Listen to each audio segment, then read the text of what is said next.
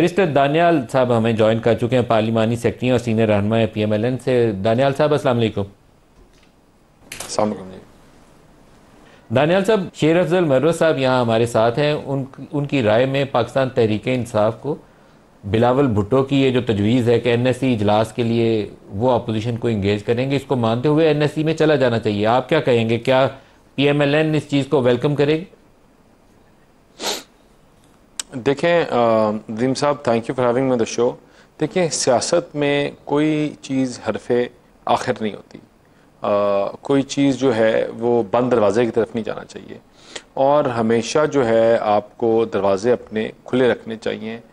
तो जब आपको पॉलिटिकल पार्टीज़ बार बार चाह रही हैं कि आपको इंगेज करें, आपको इन चीज़ों में इंगेज करें और जो मुल्की मसाइल हैं जो पाकिस्तान की सॉवरेंटी के साथ डायरेक्टली रिलेटेड है, वो मसाइल जिनकी वजह से आपके शोधा, आपके बच्चे, आपके अफवाज शहादतें नोश कर रहे हैं, ऐसे इश्यूज जो लार्जर देन पॉलिटिक्स है, उसके ऊपर जब भी मुझे लगता है कि कोई पॉलिटिकल पार्टी कॉल दे तो इकट्ठे आकर अपने ज़ाती मफाद जो है उनको साइड पे रख के आकर बात करनी चाहिए। ये अनफॉर्चुनेट है कि इनको ये बार बार हर बंदे ने समझाने की कोशिश की, हर जमात ने समझाने की कोशिश की, लेकिन इनको ये समझ नहीं आ रही। लेकिन मैं आपको एक बात बताऊं, जिस तरह मरवत साहब ने कहा कि फॉरवर्ड ब्लॉक, मुझे फॉरवर्ड ब्लॉक का तो नहीं पता, लेकिन मैं आपको एक चीज़ बड़े वसूख से कह सकता हूं कि इनके जितने भी लोग हैं वो गाली गलोच का, नफरत का, तफरीक का बयानिया उठाने के लिए तैयार नहीं।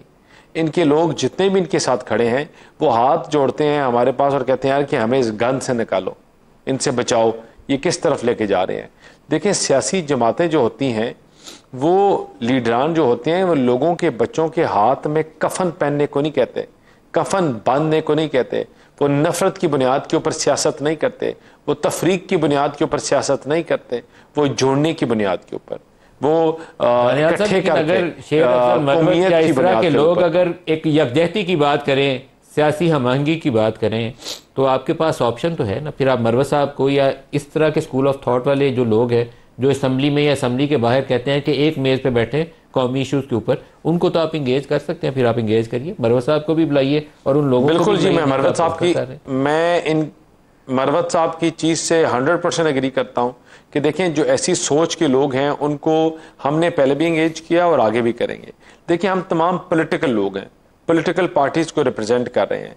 कुछ हमारे कहने में या हमें लगने में ठीक है, कुछ उनके कहने में जो चीज़ लगती है उनको ठीक है, लेकिन जब कौम की बात आती है, जब पाकिस्तान की बात आती है, जब हमारे बच्चों की शहादतों की, देखें जो फौजी आज शहादत नौश कर रहा है, 22 साल का, 23 साल का, 24 साल का, वो 30,000 रुपया तनख्वाह के लिए तो नहीं कर रहा। वो पाकिस्तान की हुब्बुल वतनी के लिए, इस झंडे के लिए, ला इलाहा इल्लल्लाह मुहम्मद रसूलुल्लाह के नारे के पीछे अपने वो अपनी जान दे रहा है। तो मुझे एक बात बताएं कि उससे पीछे, उसके आगे, उसके पीछे क्या रह गया है? ठीक है ना। तो आप तो जब उन लोगों के लिए इंगेज करें अपने आप को, उन बच्चों को बचाने के लिए कि जो मुल्क में दहशतगर्दी की जो लहर एक फैली हुई है, जो आपके मुल्क के हालात खराब हो रहे हैं, तो इनको एड्रेस करने के लिए हमें नेशनल कॉज के ऊपर, और उसमें क्या गलत बात है कि आप पाकिस्तान के लिए अगर इकट्ठे होकर बैठे, पाकिस्तान के लिए सेम पेज के ऊपर आए और चीजों को बेहतरी की तरफ चलाएं, बेहतरी की तरफ लेके जाएं, तो जब तक ये रियलाइज। एक आपसे सवाल करने की इजाजत चाहता हूँ। आज अभी एक वो सर्कुलर मेरे सामने आया है, पहले आप इस पे जवाब दे लीजिए, फिर मैं मरवत साहब से भी दरख्वास्त करूंगा। Committee to make Pakistan hard state है, टू हार्डन द स्टेट। वो अब ये मेरे लिए बड़ा एक मुश्किल है कि मैं इसको एक्सप्लेन करूं कि वो कमेटी पाकिस्तान को कैसे एक हार्ड स्टेट की तरफ लेकर चलेगी। हार्ड स्टेट का जो ब्रॉडर कंसेप्ट है वो है rule of law, good governance, जहां पर नेशनल लेवल के ऊपर, लोकल लेवल के ऊपर कोई बंदा भी आपके लॉ को, लीगल अथॉरिटी को अब्यूज़ ना कर सके। और जब ये आज मैंने सर्कुलर पढ़ा है तो आज ही के दिन 2 खबरें हैं। कराची के अंदर आपने एक जर्नलिस्ट उठाया हुआ है, उसके ऊपर पैका लाल लगाया हुआ है। अब एक सेकंड FIR आपने पहली FIR के ऊपर दर्ज कर दी है कि कोई बंदे इंटरनेट इस्तेमाल करते हुए ये क्रेडिट कार्ड फ्रॉड में मुलव्वस थे और उसको सरपरस्ती हासिल थी इसी शख्स की। एक बंदे को आपने, वहीद मुराद को, इस्लामाबाद से उठा लिया रात, आज उसकी FIA में सामने पेशी कराई है। ये हार्ड स्टेट बनाने का तरीका है या ये सॉफ्ट स्टेट बनाने का तरीका है? देखें, जहाँ तक बात है कि ऐसी चीज़ों की जहाँ कोई एम्बिग्विटी है तो उसको बिल्कुल एड्रेस होना चाहिए। लेकिन मैं आपको एक बात बताऊं कि ये जो 5th जनरेशन वॉरफेयर है उसमें मीडियम्स जो हैं वो बड़े चेंज हो गए हैं। उसमें इवन दो ये दहशतगर्दी और सुसाइड बॉम्बिंग और ये सब चीज़ें चल रही हैं, लेकिन उसके टूल्स, उसके पैरामीटर्स, उसकी जोग्राफिकल अंडरस्टैंडिंग सब बड़ी चेंज हो गई है। तो इसमें गवर्नमेंट्स को और इदारों को बड़े सोच समझ के चलते हैं और उस पर बड़ी ड्यू डिलिजेंस के बाद इस तरह के एक्शंस लेते हैं। और जहाँ ज़्यादती होती है या जहाँ किसी के साथ, देखें मैं ये नहीं कह सकता कि ज़्यादती नहीं करते, ये चीज़ मैं बड़े वसूख से एक चीज़ कह सकता हूँ कि जहाँ बाज़ दफ़ा इनको इंच गलत होती है तो ये 2 फुट खुद बना देते हैं। तो उसमें उस चीज़ को बिल्कुल गवर्नमेंट को एज ए गवर्नमेंट रिप्रेजेंटेटिव और जितनी भी लॉ इन्फोर्सिंग एजेंसीज हैं जो उनको एड्रेस करना चाहिए, इन इश्यूज़ को देखना चाहिए। और इससे अगर आप इस तरह करेंगे ज़ोर ज़बरदस्ती और लोगों के साथ, तो इससे नफरत फैलेगी, इससे चीज़ें ठीक नहीं होंगी कभी भी। तो आई बिलीव इन स्ट्रिक्ट, आप बिल्कुल सही कह रहे हैं, लेकिन आई होप कि आप इसको पर्सनली दोनों इश्यूज को जो मैंने आपको बताए हैं पर्सनली टेकअप करें। बिल्कुल, मैं I think what you said, तो once we done with the programme तो मैं इस पे आई गेट द फीड कि इसमें क्या वाकया क्या है, वकुआ क्या है और उसको किस तरह एड्रेस कर सकते हैं। ये बताइएगा कि पहले ये बिलावल भुट्टो वाले स्टेटमेंट से बात का आगाज़ करते हैं। सलमान रकब राजा साहब एक ही रोज़ पहले बिलावल के बयान से हमारे पास इंटरव्यू में थे और वो कह रहे थे कि दोबारा NSC बुलाएं, ब्रॉड बेस करें ज़्यादा रिप्रेजेंटेशन और बलूचिस्तान की, तो PTI इसको रिकन्सिडर करेगी इमरान से मुलाकात के बाद और शामिल हो जाएगी। जाना चाहिए PTI को या नहीं जाना चाहिए? PTI को तो पहले मौके पर भी जाना चाहिए था, वो क्यों मिस किया? और ये तो मेज़बान पे डिपेंड करता है कि वो किन किन लोगों को मदऊ करता है। लिहाजा मशरूत जाना या फलां को अगर न बुलाया गया तो हम नहीं जाते हैं। बहरहाल गैर ज़रूरी चीज़ें हैं, वो मौका भी जो हैं कौम की तवक्को थी और PTI जो है वो वहदत की और वफाक की अलामत है।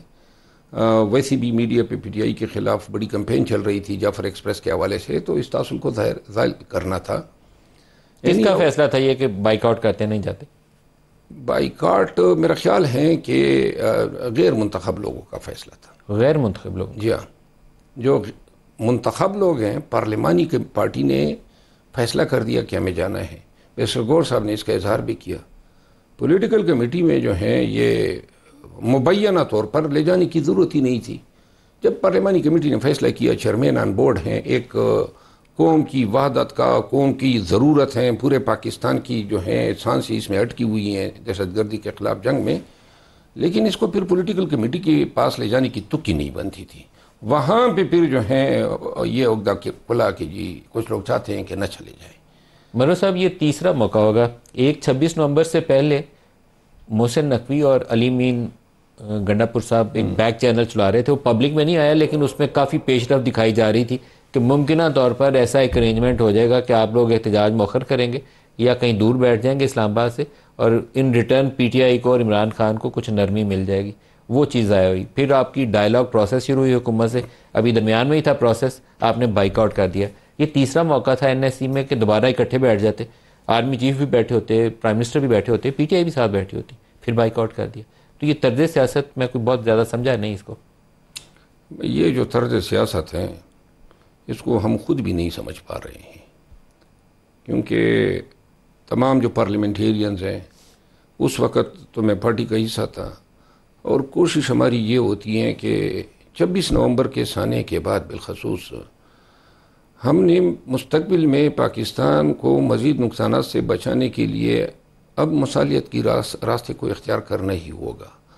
अब इन हालात में ये जो मौक़े ज़ाय किए गए, ये ज़िद या ये हटदर्मी, इसकी कोई समझ नहीं आती है। मार पड़ रही है पूरे पार्लियामेंटेरियंस को, पूरी PTI को मार पड़ रही है, और ऊपर से जो हैं बाहर जो लोग बैठे हुए हैं सोशल मीडिया के नाम पे जो उन्होंने अंत मचाई हुई है, वो जब ये फैसला हुआ कि हमने जाना है, पार्लिमानी कमेटी ने जब फैसला किया कि हमने ये सलामती कमेटी में जाना है, तो इन्होंने जनाब ट्रेंड शुरू कर दी और उनके 1 घंटे के बाद जो है ट्रेंड के नतीजे में जो है फैसले चेंज हो गए कि जी नहीं जाना है। क्यों नहीं जाना है? ये जो पार्लियामेंटेरियंस का फैसला था, इसको किसको ये हक था कि सुपरसीड करे? एनी हाउ, अब जो बिलावल भुट्टो जरदारी साहब ने जो ऑफर की है ना, देखिए, मैं ये तस्लीम करने में कोई और महसूस नहीं करता हूँ कि पाकिस्तान तहरीक इंसाफ की जो सियासी ताकत थी, जो मुज़ाहमत की ताकत थी, जो रोडों पे लोगों को निकालने की ताकत थी, और जो इसके अंदर अपनी यूनिटी थी, 1 साल कबल और आज 1 साल बाद हमारी पोजीशन बहुत कमज़ोर हो चुकी है। पार्लियामेंटेरियन हमसे जो हैं, बिलावल क्या फॉर अच्छी है आपके लिए, आपको मान लेनी चाहिए? मेरा ख्याल है कि अब इन हालात में खुदा भला करे बिलावल का कि उन्होंने कोई फेस सेविंग का मौका फराहम किया है, तो लिहाजा बिलावल की इस ऑफर को मान लेना चाहिए।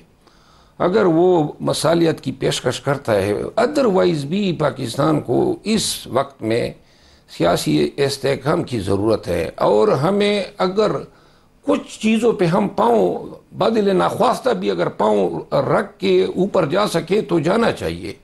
ये मौका है, इस सफ़र से फ़ायदा उठाए, सियासी बलूगत का मुजाहरा होना चाहिए, इनके साथ बैठना चाहिए। लेकिन मरवत साहब, इसी मौके पे जब दोबारा NSC बुलाने की और इकट्ठे बैठने की आप भी कह रहे हैं और बहुत सारे और भी सियासी रहनुमा कह रहे हैं, बिलावल का भी आपने तज़किरा कर दिया, PTI की जानब से ईद के फ़ौरन बाद मार्च और प्रोटेस्ट, सड़क गरमाने की सियासत, दोबारा उसका तज़किरा हो रहा है। आपकी KP से लोग आते थे, वर्कर्स आपका वहाँ से चार्ज आता था, अली मीन उसको लीड या आप लीड कर रहे होते थे। अली मीन चीफ मिनिस्टर हैं तो सबसे ज़्यादा तो लीड फिगर वही थे, या पार्टी के हेड भी थे सूबाई। अब अली मीन सूबाई सदर नहीं है, दोबारा एहतजाज होना है ईद के बाद, 26 नवंबर भी हो चुकी है। ये मौसर हिकमत अमली होगी या ये बहुत मुश्किल होगा इस दफ़ा? मेरा ख्याल है कि बिलावल भुट्टो जरदारी साहब के ऑफ़र को कबूल के मौजूदा PTI की आदत को एक फेस सेविंग मिल जाएगी। मुझे कोई शक नहीं है, अली अमीन खान चूँकि अब उसका सियासी किरदार नहीं रहा है PTI के एहतजाज के हवाले से, तो लिहाजा मैं नहीं समझता हूँ कि PTI में कोई भी ऐसा फिगर मौजूद हैं जो आवाम को इस एहतजाज के लिए निकाल सके। ये मौखर करने के बहाने ढूंढेंगे, और इससे बेहतर मौका कोई होगा ही नहीं कि ये तजवीज़ कबूल करें और कहें जी कि डायलाग में हम इंगेज हो गए तो लिहाजा एहतजाज को मौखर करते हैं। देखिए, एहतजाज जो 26 नवंबर के सबक सिखाए, हमारे बहुत सारे वर्कर अभी तक गिरफ्तार हैं, उनकी मचलकों के पैसे जो हैं वो KP के चीफ मिनिस्टर को जेब से भरने पड़े, लेकिन बहुत सारे वर्कर रिहा भी हो गए, बहुत सारे नहीं हुए। लेकिन इसके अलावा 400 लगभग से प्लस गाड़ियाँ जो हैं वो अभी तक गुमशुदा है। ये पब्लिक ट्रांसपोर्ट थी जो 26 नवंबर को आई थी, तो लिहाजा अब आपको लेकिन अंदेशा यह है कि अली मीन की छुट्टी हो सकती?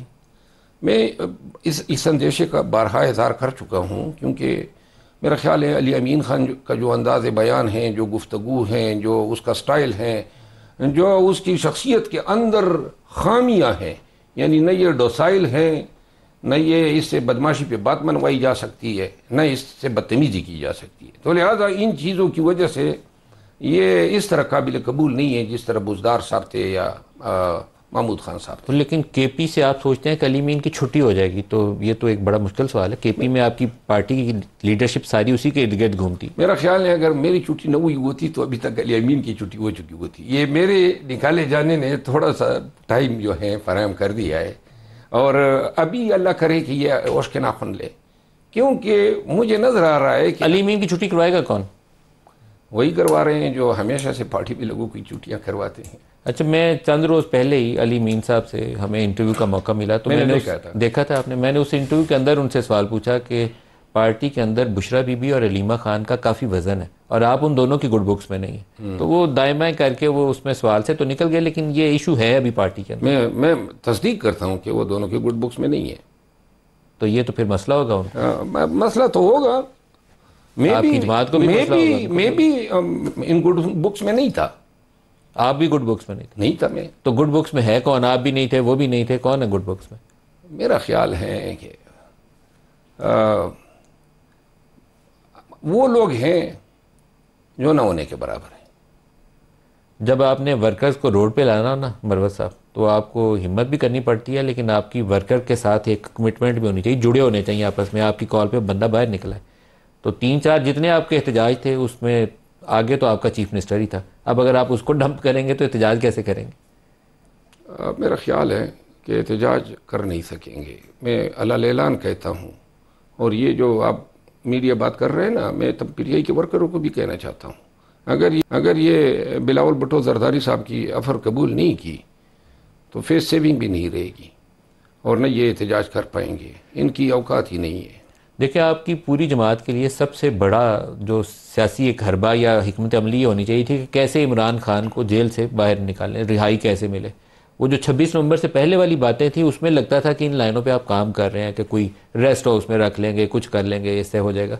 अब आप वो सारी चीज़ों से पीछे चले गए 26 नवंबर के बाद। इसका मतलब है कि इमरान खान की रिहाई मुस्तकबिल करीब में तो मुमकिन नज़र नहीं आती। देखिए, जिस वक्त हालात हमारे हक में थे, जिस वक्त हम बारगेनिंग पोजीशन में थे, उस वक्त भी जो फैसले खान की रिहाई के लिए और पार्टी के मफाद में बेहतर नतीजे दे सकते थे, उनको भी सुपरसीड किया गया रुथलेसली। और मैं चशमदीद गवाह हूँ ना ये 26 नवंबर के वाक़यात का, इससे पहले के तमाम जितनी भी, और इसमें अना, ज़िद, हटदर्मी, ये चीज़ें जो हैं, कोई इसमें सियासी बलूगत पीछे कार फरमा नहीं थी। आपने लफ्ज़ हट दर्मी का जिक्र किया है। हट दर्मी पे कौन था, जिद पे कौन था, अना पे कौन था? बहुत सारे मतलब ऐसे लोग थे जिनका कोई किरदार होना ही नहीं चाहिए सियासत में। क्योंकि मैं बैरिस्टर गौहर के जो उनका थॉट प्रोसेस था ना, उन दिनों हमारी जो इंटरेक्शन होती थी अली मीन से भी, तो वो आप लोग डी चौक से पीछे रुकना चाहते थे, लेकिन वो हुआ नहीं।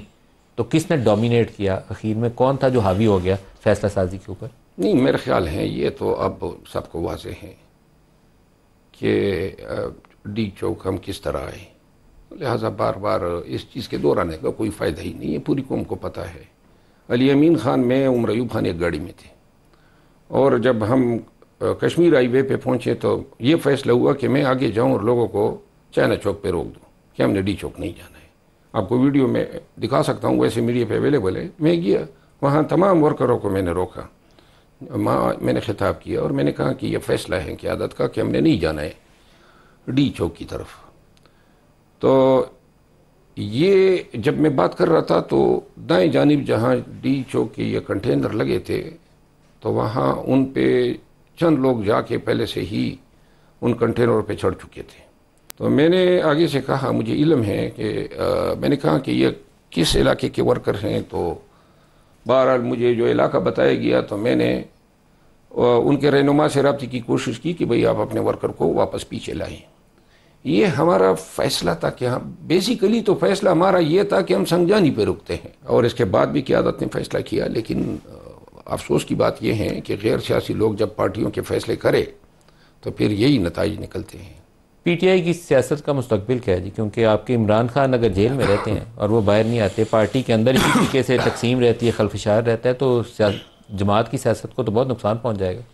पीटीआई को इत्तेफाक से, हालात की वजह से, खान की दानिशमंदी की वजह से निकाले जाने के बाद जो उन्होंने स्ट्रेटजी अपनाई, एंटी अमेरिकन, एंटी एस्टेब्लिशमेंट जो बयानिया उन्होंने डेवलप किया, और इसके बाद फिर इनकी अपनी करम फरमाइयाँ थी कि फ्यूल इन्होंने किया, खान को अंदर किया, वर्कर्स पे लाठी चार्ज, ज़ुल्म जबर, घरों के अंदर घुसे। तो इन तमाम हालात ने, वाक़यात ने पीटीआई को यूँ अरूज दिया कि पीटीआई पाकिस्तान की तारीख़ की सबसे मकबूल तरीन पार्टी बन गई और इमरान खान मकबूल तरीन लीडर बन गए।